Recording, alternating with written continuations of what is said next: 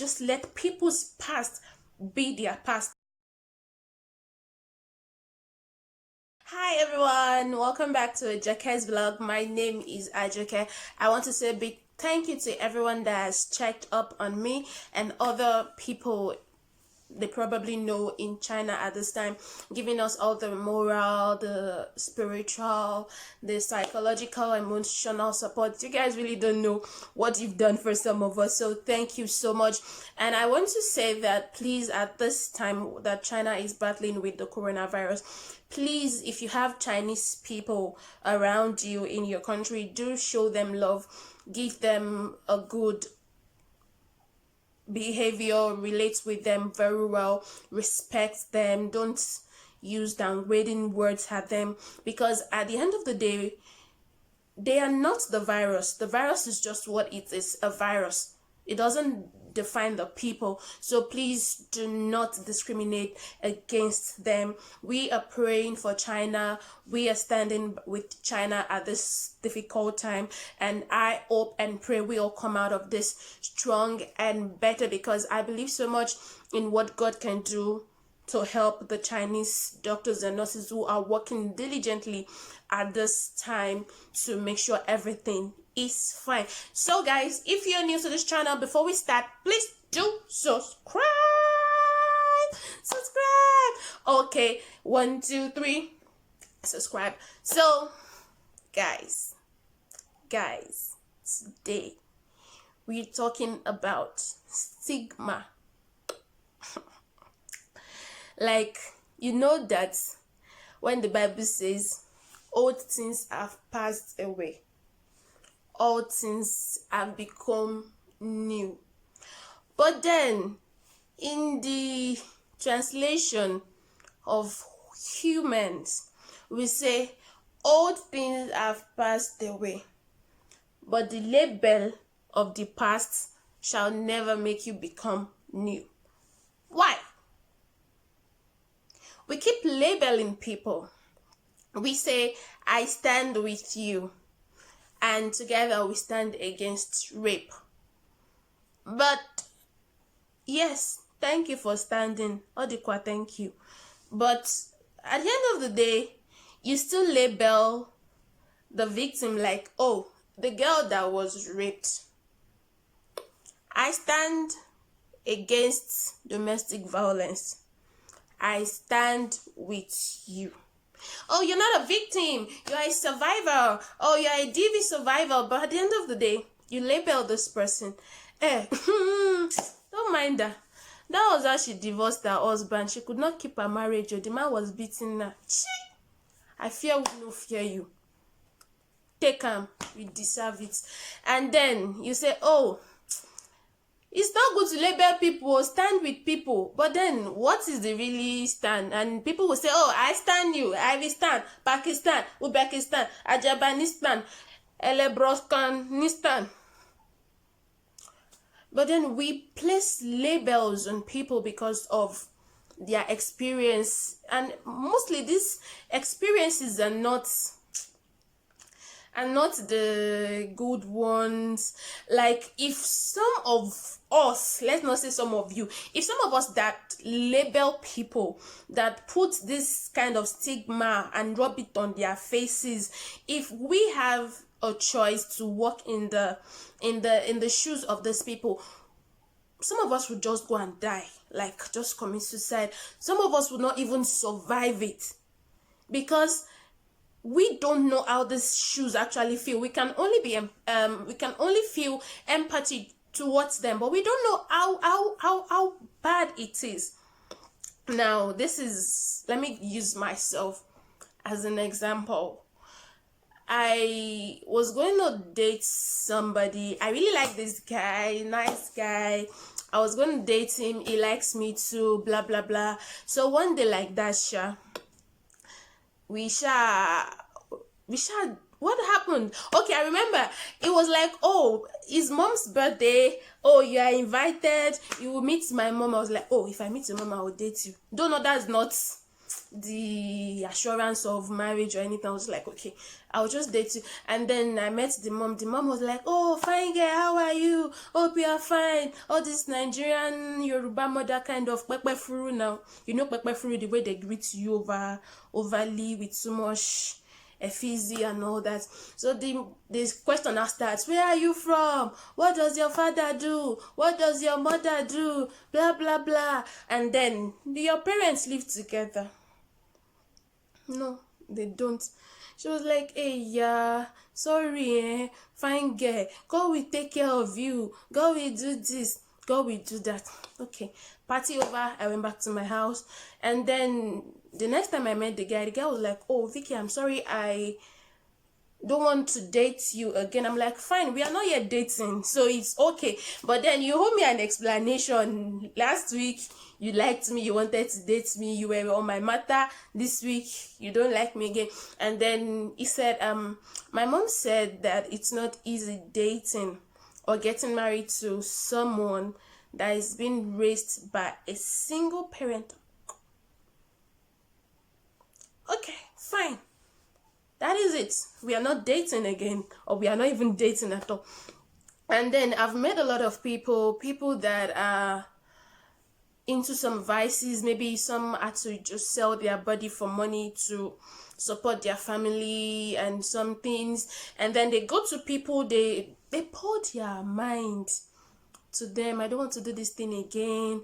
I want to change. I want to have a new life. You support them, you give them all the love and all the counseling, and at the end of the day, someone now comes to you like, sis, uncle, I like this girl in particular, this fine yellow chick that is slim. The girl is entering my eyes. I love it in my heart, yori.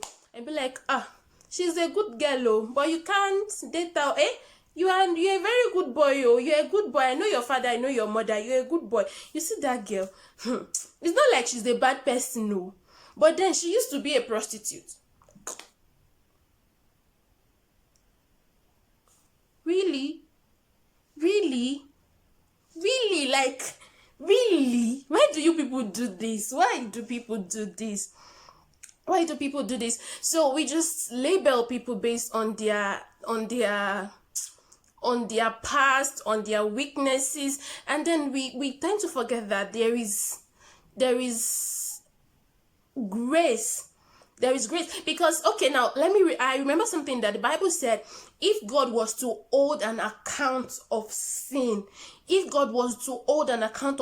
even you people, us people together, that label people, that box them into a kind of place because of their experiences or their past, all that, we will not be spared. When they took the woman that committed adultery, they took her to Jesus, and they were going to stone her. Jesus said, he wrote on the floor, like, let him that is without sin, let him be the one to cast the first stone. So now Jesus has saved you. You are a practicing Muslim. You understand the concept of astaghfirullah, that God forgives you, and when you chant it, you believe that God forgives you.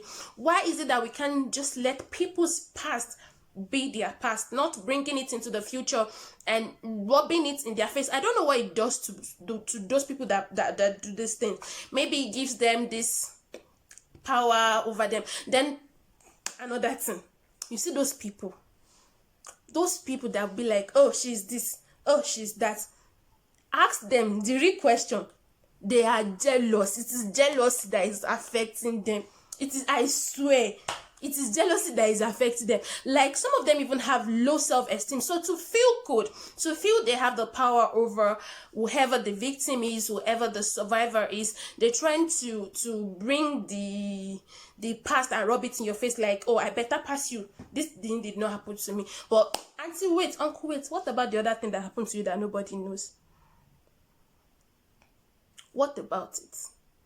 Like, you just package yourself in a way like, oh, I over sabi, and then you tell us the the small bad part of your life. But if we had to dig deep and bring everything out, and the foul nyash will now blow, what we will see will not even be good. What we will see will not be good. People will say, oh, this person is a child from a broken marriage. This person is a single parent. This person, she is this. That person is that. And then do you understand the fact that stigmatization aids the culture of silence? Nobody wants to talk. Nobody wants to share. Nobody wants to put out whatever is going through their mind, in their heads, in their hearts, out there, because they fear judgment. Though you say, oh, I'm not a judge, I'm not going to judge you. You won't judge them. But later in life, you bring the gibberish or the rubbish from the past that the person cannot even remember again. You bring it and you put it like a salt on a wound. You try to open the wound and you put the salt, like adding salt to injury. And then you understand that this thing, I said earlier in one of my vlogs, like the mindset of healing. When you stigmatize people, you try to shut them up, like you try to take away their voice. When you take away their voice, do you know what you're doing next? You're making it difficult. You're making it really, really difficult for that person to heal, because for some of them, they've not truly healed. They are taking it slowly, one step at a time of healing, and then you pull them back into the past, and then they'll be like, oh, I did this thing, and then this person is judging me. This person is taking the place of my Lord and Savior and bringing it to me. Or maybe, you understand, you had betrayal to the pain in them. And then at the end of the day, you say, oh, you can talk to me. You can count on me. Who the hell wants to talk to you? Who the hell wants to talk to you? You see, there was a day we were talking in one group like that too. That was how I did over Sabi. I don't know what entered me that day, Sha. I said something that was personal. You understand? I felt like, oh, this group was a group of loved ones. I can be vulnerable with them and all that. And the next thing will be like, oh, that thing was going to happen to me. Oh, it was God that saved me. And then that thing just dropped into my mind. Which, that means God did not save you. Like, God, why did you save this person? I did not save me. And you had to, at that moment, I was just like, wow. I don't know what made me. I just, they just saw the notification. This person left the group. People came to me and they were like, oh, what made you leave the group? I'm like, oh, I was just emotional. I will come back. Then I went back. But then it eats me. Like, wait, I'm trying to talk to you, be vulnerable with you, and then the next thing is you rub it in my face in one kind of way. No. And then something happened with the other person, with that same person, and the person was like, oh, I understand that you feel bad about some things that happened in your life, and I think you should heal. I was like, excuse me. This thing and what I said in the group, they are not the same. Must you talk? Like, must you talk? Must you? So now somebody has been vulnerable with you in a group where there are other people, and now I did something, I'm trying to ask for advice, and you are bringing this other thing to use it as a form of advice for me. Who does that? Like, who really does that? Who does that? But then, see, let me tell you something. This life is just one. It's just one life like this. It's just one life. Whether we talk, we will die. Whether we do not talk, we will die. So there's no shame. Someone was like, oh, don't let people bring your past and drag you. See, if anybody brings your past to drag you, own it with your chest. Let me show you. You own it with your chest like this. You put your narrative out. You put your narrative out. In fact, the way you will present your story, if you want to publish a book, just publish a book and make sure it flies and flies and flies and flies. You don't have to feel shame for what had happened. What had happened, there is no going back. If it is abortion, you've committed the abortion, you won't die. So far you've settled it with God, and anybody is coming to use it against you, my dear, own it. Own it.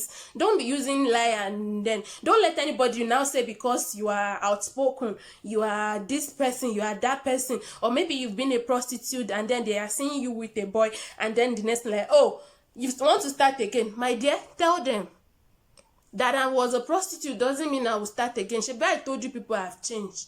Don't let anybody make you take your voice. Don't let them take away your self-esteem because of you confident in them. Or what is it that eyes have not seen? What is it that eyes have not seen? Babe, bros, see, I'm not judging you. Nobody has the capacity to judge anybody. Because at the end of the day, we only have one judge that will judge all of us, even the righteous and the unrighteous. We will meet on the last day. We will receive our judgment. So why should I judge you? I can only give you support. I can only support you, encourage you, try to correct you, but not by bringing your past into the present. Because the Bible said, whosoever the Son of Man has set free is free indeed. So if God has forgiven you, you have moved on. Who am I that will now bring it and come and be judging you? Last, if you are not favorable to my company, we will not talk. Not that I will now throw it in your face like, oh, because of your past, or I will not throw it in your face, I won't talk. We should not do that. We should not do that. And then, those of us that does this thing too much that I know, we are Christian.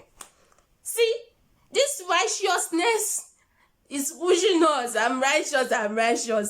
Righteousness has now made you judge of all. Obshe, Georgina, Logistic, I want the Georgian province. Eshegoni, Shegbo, continue. Nobody made you anybody's judge.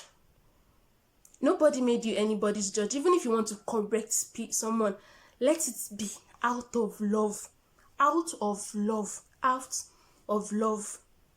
Like, at the end of the day, you stigmatize someone, you label the person. It hurts the person and it says so much about you. You are just, how do I say this now? You are just a person that you want to find your power by making another person weak, by preying on that person. So, I believe with this viewpoint of mine, I can convince you, like secondary school people, and not confuse you, that stigmatization, labeling, aids the culture of silence, triggers unhealthy emotions, breaks people, take away their voice, take away their self-esteem, and if they meet you in church, shatters their belief about love, about God, about everything that you say you stand for. So before you stand, we stand, Pakistan, Uzbekistan, don't continue stigmatizing people. Ejawo, like remove your hand from the stigma. It's not healthy. So guys, I hope I did not bore you. So if you're not subscribed, let the Lord use you to subscribe. To subscribe. Until I come your way, I trust the Lord to take care of you. I trust the Lord to take care of me. I love you. If you believe, you can achieve